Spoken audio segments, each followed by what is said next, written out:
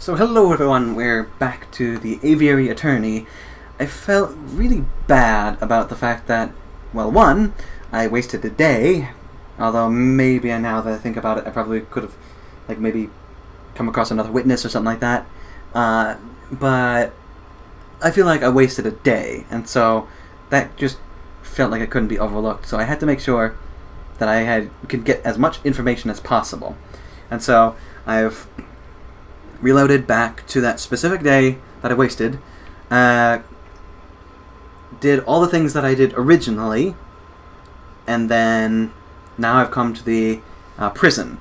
So I should still have one extra day. There we go. You again? Visiting hours are over. Come back later. I have no time for your quibbling, monsieur. Stand aside. You can't talk to me like that. I most certainly can. We have a reason to believe that you are housing a suspect under false pretenses. That is in direct violation of statutes 204B and 488C of the French Criminal Code of Justice. Failure to comply with our request may result in you, yes you, monsieur, being held directly responsible for any consequential legal action. All right. No need to break the legalese on me. I'll go open the cell. Well, Falcon, how did you memorize those criminal codes? Memorize? Come on, Sparrow-son. Learn how to bluff. Smart. Senor Falcon. It is good to see you again. You have some good news about my case, I hope? Confront politely. Listen, Juan. In order to maximize our chances of a successful trial, I need to know every bit of information. I can't work with half-truths. If you tell me one thing, and the prosecution's evidence tells me another, then we're both in trouble. I'm afraid I don't quite follow, senor. Do you want me to spell it out? I know that you are not the Prince of Spain. I know that your name is not Juan Querido.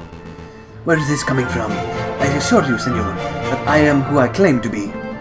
If you want your trial to be a farce, then you don't need my help. Come, Sparrow-son, we're leaving. Wait. Calm yourself, Monsieur Falcon. I'll reveal all. Did you just say Monsieur? What happened to... what happened to your Spanish accent? So I guess you should have changed. Your suspicions are well placed. Juan Querido is not my real name.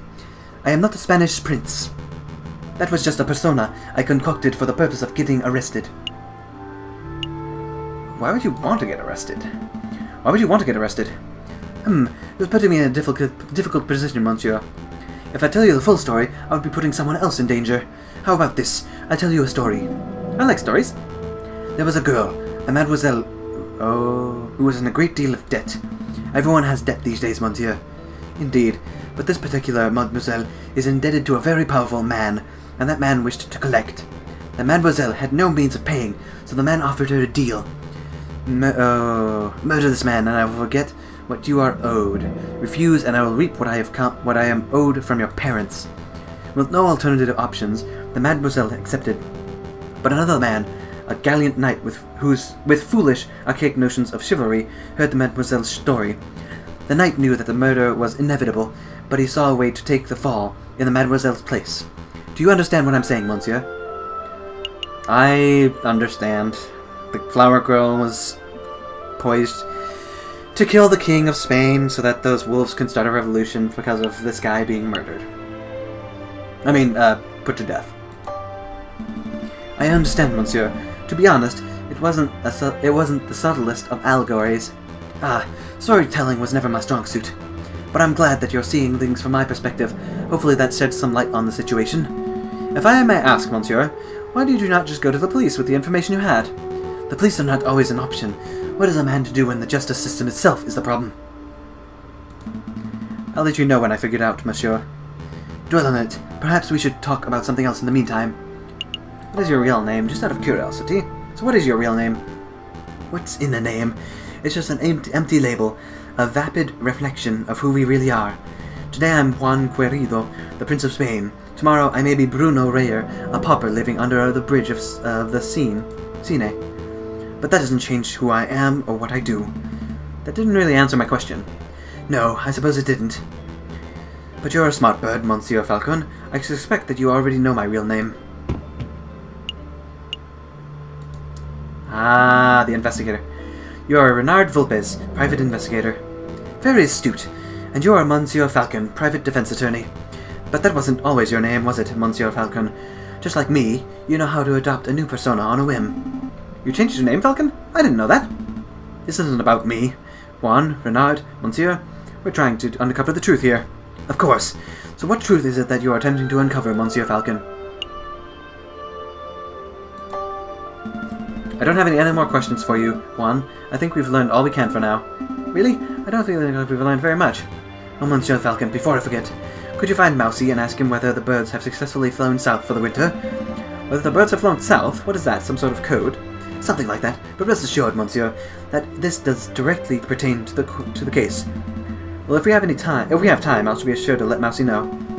Let's make a move, Sparrow-san. Trial day is approaching. I hope it's not tomorrow, because I forget how many days I have left. Oh, I think I have one more day, thank God. Ah, shoot, so... I can go to the mouse, tell him to tell that secret code. But there's 3 other places, well, at least 2 other places where I can garner information somehow. But I'm not sure how. So I guess with the only lead I've got, I'll go with this. Oh, customers! Hello? Is this the office of Renard Vulpes? Oh yeah, I forgot to actually go here for one of the days, so I had an extra day. Ah, it's you two. Mousy, what are you doing here? Oh, this is where I work. See? R&M, Renard and Mousy, Monsieur Renard Vulpes and I carry out all sorts of investigations together. Although to be completely honest, it's normally Monsieur Vulpes who chooses which cases to take on. Mousy, we have a message for you. It's from Prince Juan himself. He wants to know if the birds have flown south for the winter, whatever that means. Oh, yes, the birds have migrated successfully. But if Monsieur Prince Juan told you that, then that must mean he trusts you. He must want you to take these. Go on, take them. These are used train ticket stubs. It looks like 2 people took a railway trip to Vienna. What exactly is this? What exactly is the point of this, Mousy? Prince Juan said that they would help with the trial. See the names? Guater Keen. Oh, it's the parents. I recognize the surname, but I don't know who these people are. Neither do I, really. Monsieur, Prince Juan just told me to book train tickets for these people, and then to make sure that they caught the train. And so, that's what I did. Strange. I'm not sure exactly how these stubs are supposed to help with the trial, but I'll keep a hold of them, just in case. Let's go, Sparrow-san. I'm done playing courier. Good call. So it's gonna be trial day. Shoot. So we have a little bit more information, but I'm not sure how we can use it. Because unfortunately he did kill the guy. The whoever the guard was.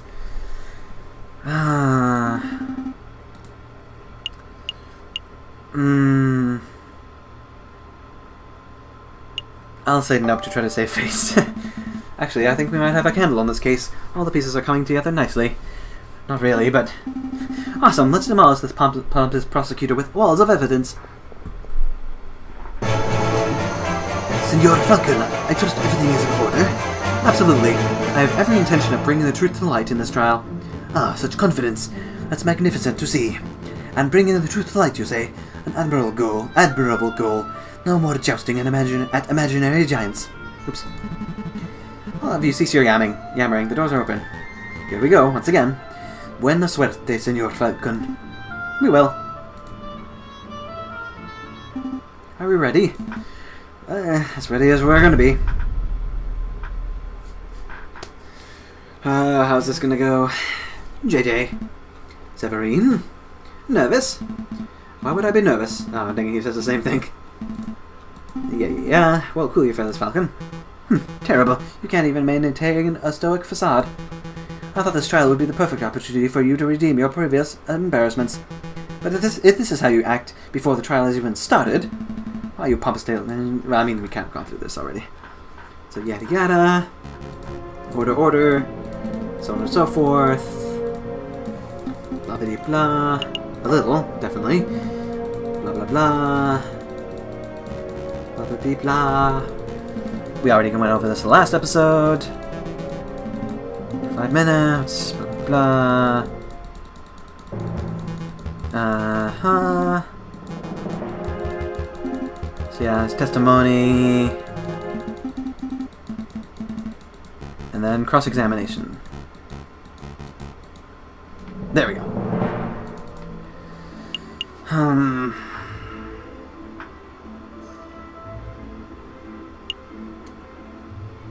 Let's talk about Major Howell, I guess. Inspector, I would like to ask you about the victim, Major Howell. Who was he? I'm curious. We spent our whole investigation focusing on the murder, but I still don't know much about the victim himself. Exactly who was Major Howell? He was a royal guard, a well-respected dog who was getting on in the years. I was not friends with the man, but I had met him on several occasions, in the past at banquets and royal meetings and the sort. Major Howell was a stern, no-nonsense fellow, but he was a good man. His wife and children no doubt miss him. No doubt. Thank you for the insight, Inspector.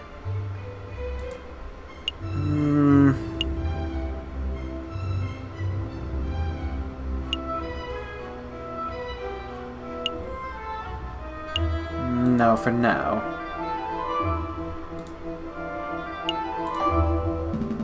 Inspector, you say that the coroner determined with certainty that Major Howell was killed by poison? Correct. He stated that the signs and symptoms were textbook. There was no possibility that death was natural. What kind of poison was it? Did the coroner mention specifically what kind of poison it was? He was not certain. At first the coroner posited that it was a plant-borne poison, like that of an aconite flower. But when he learned how fast the poison had taken effect, he noted that this was atypical of aconite. Consequently, he suggested that it may have been some newly engineered concoction. A newly engineered poison, you say? Well, that only reaffirms that this is a very deliberate assassination attempt. Indeed.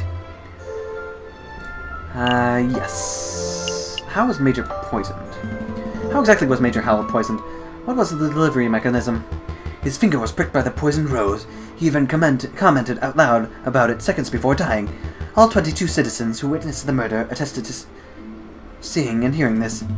Is there any possibility that he was poisoned by something else? What an absurd thing to ask, JJ. You just said that 22 people saw him prick his finger and die. What are you suggesting? That the pricked finger had no relation to the poisoning? That's exactly what I'm saying. I don't doubt that Major Howell was poisoned, but I do doubt that the rose was the cause. Unbelievable. Only a total buffoon could fail to draw the blatant link here. JJ, is as tempting as it is to sit here and lecture you on the basics of cause and effect, I'll end this discussion painlessly. Inspector, please take offense that you found traces of poison on the thorns of the rose itself. That should alleviate all doubts that the rose was, in fact, the poison delivery mechanism. Actually, I can't tell him that. I tried to ask, but why not? We didn't check the rose for traces of poison. It just seemed obvious that the rose caused the poisoning, given the timing of the incident. Well then, now would be a good time to make a test. Here's a marvelous thought. We prick the finger of the defendant with the rose. If there's no poison on the rose, then Prince Swan lives, and he is free to go. If the rose is poisoned, then the prince dies. But that's okay, because the punishment would be just and fitting of the crime. A marvelous suggestion. What is this, a witch trial? This isn't America. Severine? That's not how we do things here. Calm your feathers, JJ. It was clearly a joke. There are far more humane ways of testing for poison. I'm sure the inspector will perform his duty with due diligence. Actually, we won't be able to test the rose for poison at all. Why is that? Given the dangerous nature of the flower as it was, it was destroyed by the police force. We burned it to ashes. Tisk, such unprofessionalism. If we have no way to know whether the rose was poisoned, then this whole trial ought to be called into question. Nice try, JJ, but through the process of reasoning by elimination, we can still deduce with absolute certainty that the rose was poisoned. Except not. Excuse me. In other words, there was nothing else at the crime scene that could have caused the poisoning. Wrong. There was something else at the crime scene that could have contained the poison. Something the investigative police... Chocolate. Police blindly overlooked. Chocolate! Look at this. What am I supposed to be looking at? Is this the paper wrapper of a piece of chocolate? Or it is the paper wrapper, blah, blah, blah. It was found in the Louvre, the Salé de Tiperie, to be precise, and we can date its consumption to the day of the incident. You're not suggesting that Major Howell ate a piece of poisoned chocolate moments before that he died? I most certainly am. Intriguing. Pretty convincing. You gained a little favor with the jury, yes. Did you see this wrapper at the crime scene for yourself, Inspector? The police forces do not have time for, nor resources, to trawl every piece of trash at every crime scene, I'm afraid. In other words, you overlooked it. Tisk. Astounding unprofessionalism. The prosecution is right to be disgusted. What a disgraceful display, Inspector. I offer my apologies, Your Honor. I don't want your apologies. I want you to do your damned job properly. Get off the witness podium before I kick you off myself. As you wish. I will take my leave. Until next time, messieurs. So let me get this straight. The chocolate wrapper was found at the crime scene? Correct. And you have reason to believe that it was consumed on the day of the incident? I do. I have an expert food-tasting witness who is willing to testify if need be. You have a foodie witness? I don't recall anyone like that. Who on earth are you talking about, Falcon? Oh, I see. But do you know for certain that Major Howell consumed this chocolate? Well, that is a fact we are still investigating. I see. And do you have evidence that the chocolate was in fact poisoned?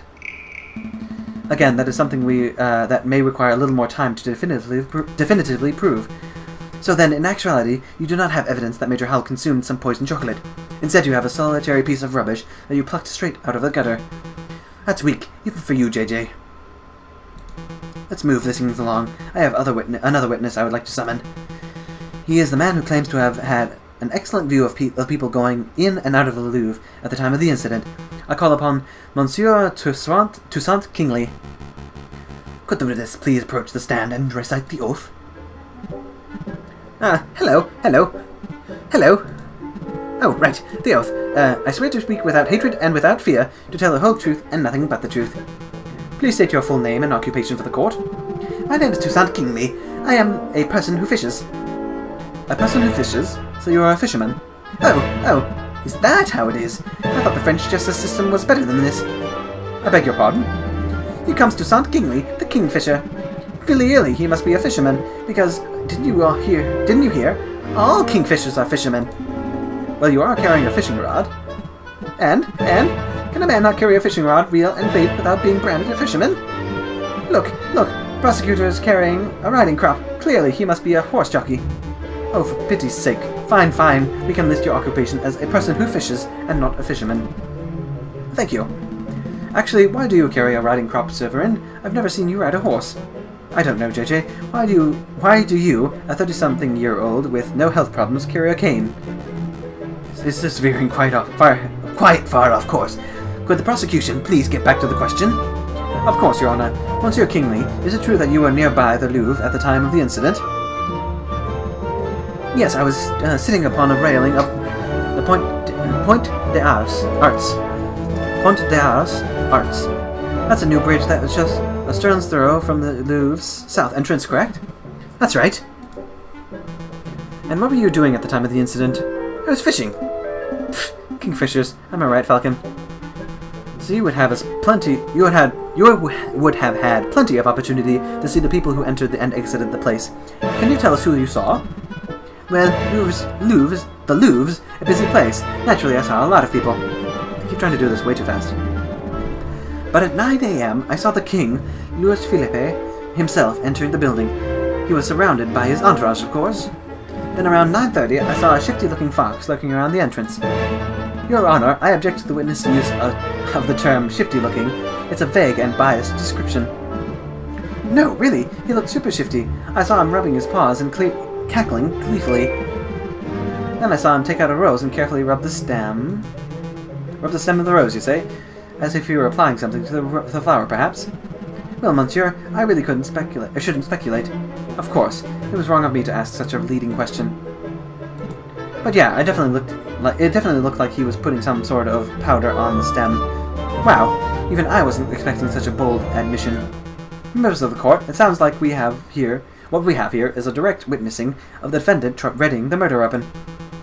The defense claims that the road was never poisoned, and yet here we have a man who saw the poison with his own eyes. I smell perjury. You do? No question. You saw a shifting-looking criminal readying poison and cackling near the scene of the crime. That's not believable at all. I think you might be right. I wonder if I have any evidence that calls Toussaint's story into doubt. Your Honor, I would like to cross-examine the witness. Really? This nonsense again? You just heard the witness directly describe your client readying poison on a rose. What is there to question? I'm just trying to uncover the truth, Your Honor. Ah, fine. Do your thing. Go on, Falcon. Go make a fool of yourself. Select a question.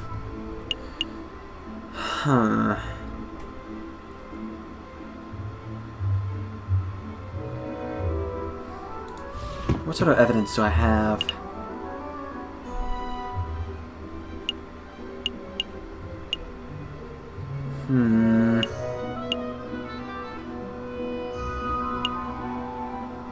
Don't really have much evidence I could use, so I think I might try here first. Monsieur Kingley, you say that you were sitting upon the railings of the Pont des Arts on the morning of the incident. Yep.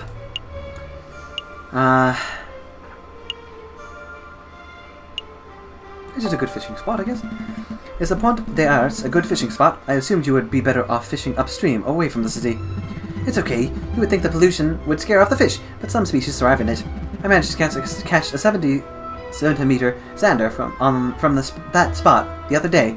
Really? A 70-centimeter zander? What bait were you using? Good question. See, some like to use worms, but I found that a good roach will always triumph. I object. This is completely off topic. Sustained.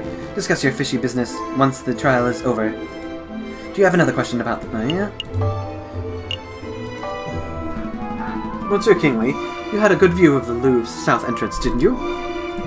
Yep, the Pont des Arts is a great vantage point for seeing the Grand Gallery's south side. What about the other entrances?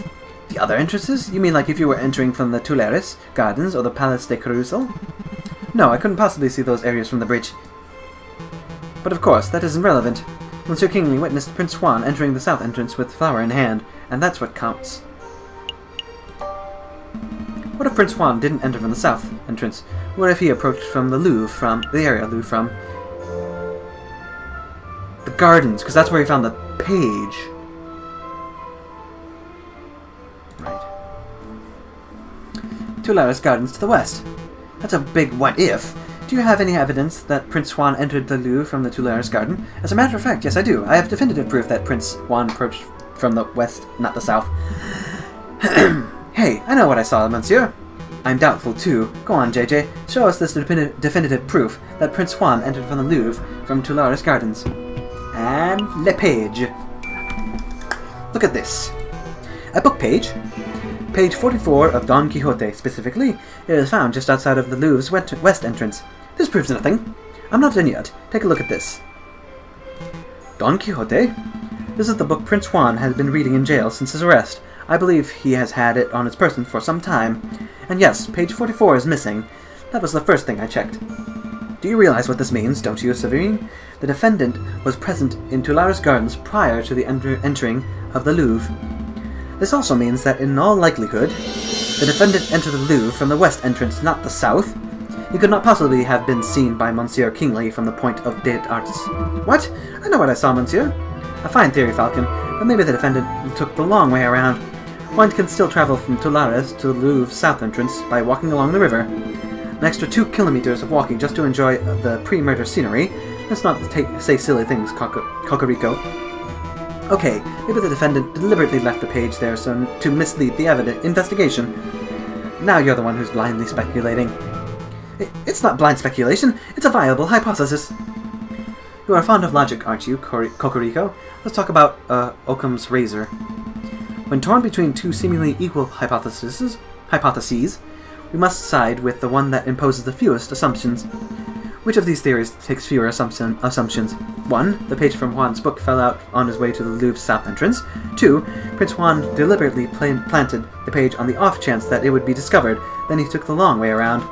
How dare you, the nerve of you to lecture me on such basic philosophical concepts. I'll stop lecturing you when you stop making such basic mistakes. Monsieur Falcon, please calm yourself. What is the point of all this yammering? The ultimate point is that Toussaint's testimony is fabricated, made up, utter fiction. No, everything I said is truth. I suspect that the witness isn't even a fisherman. I'm not a fisherman! See, he admits it himself. That's not what I meant. Innocent, perhaps? What a twist! You gained a little favor with the jury. Prosecutor, you have something that will put this arrogant falcon in his place, don't you? I must concede. You concede? On this point, at least, Falcon's evidence strongly suggests that the key component of Monsieur Kingley's testimony is false. No! This doesn't mean that Prince Juan is innocent, of course. All Falcon has demonstrated is that this particular witness is unreliable. But I did see something, I really did! Alright, so maybe I didn't exactly see a shifty-looking fox. I made that part of the story up, but I did see a swan looking around the south entrance on the morning of the murder. A swan? Do shut up, witness. Your word is mud at this point. How can we possibly trust anything you have to say? That would possibly, point the evidence to that fox being innocent and us being the ones who actually committed the murder. Your Honor, Judge Romulus, we're out of time. We're 10 minutes overdue to start on the hare versus tortoise trial. Really? Really? It's that late already. Curses! I was hoping we could have had the case wrapped up in a single trial session. It is a shame, but ultimately, an accurate sentencing is always preferable to a speedy sentencing. Yes, all right. I don't need to hear your moralizing. Court will resume this Friday, the 21st of January at 9 o'clock. Don't be late. Oh, thank God! So I can actually, continue with my investigation, get more clues and all that. Prosecutor, do your damn job. Get this stupid fox a conviction already. I will do my best to ensure that justice is served, Your Honor. Whew, I'm rubbing my brow on that one. A lot came up in that trial, huh? Yeah, no doubt that. But something is bothering me. Why would that fisherman guy, Monsieur Kingley, lie on the witness stand? I would say he was coerced. Well, it's possible that he was coerced or bribed. That's just what I was thinking. Maybe the real murderer threatened the fisherman into making up a story about Prince Juan. Let's keep an open mind. Anything is possible at this stage. But to be perfectly honest, something else is bothering me about that trial. The judge, obviously. We already know about Mademoiselle Kane and Juan, so Judge Romulus is definitely the one to go. Judge Romulus. He's acting without a shred of professionalism. He's obviously more interested in securing a guilty verdict than he is in discovering the truth. But why? Maybe he has a vendetta against Spanish royalty. I'm not so sure. There must be something else at work here. Excuse me, Monsieur Falcon. Oh. Sorry to bother you, but, this letter just arrived. I think it's for you. A letter from me? I wonder why it wasn't sent to my office. Have you been demoted to courier status, Rupert? Oh, hush, hush, Sparrowson. I don't need to be, pitied by the first-year dropout. Oh, good comeback. So what does the letter say, Falcon? It's a threat. A threat with cut-out newspaper letters. Whoa, I didn't know those things actually existed. Let me see. Falcon, stop your investigation or there will be consequences. Scary. There is no question that this letter originated from the Major Howell's murderer. He, or she, must be aware that we are getting close to uncovering the truth. Sounds about right, but why would a person write with cut-out newspaper letters like this? Masking one's handwriting would be the most common reason, although I can't help but wonder why they would bother since we don't have any handwriting samples to compare to. We're still going ahead with our investigation though, right? Absolutely. Oh yes, absolutely. If a lawyer were deterred every time they received a threatening letter, they would never get any work done. Besides, with only 3 days before the next trial session, we can't afford to be worrying about petty things like this. Tuesday, Wednesday, Thursday. Wow, you're right. Let's make those days count. And already a new day, so... So, I think with that revelation, and the chance to finally do some more investigation that'll actually continue, with hopefully good leads, I think we'll end this episode. So, yes, this is exciting, this is great, and I am so glad that I was able to fix that one incident that I didn't need to do again for the going back to the Louvre. That changed everything. That one wasted day by accident. So I'm glad I fixed that. But anyway, so I hope you guys enjoyed this episode. Leave a comment if there's anything you like, or if anything you have to suggest below. Subscribe if you want to see any future videos from the past, any videos from the past, present, or future. And until next time, I hope you guys make it a great day, and I'll be seeing ya later.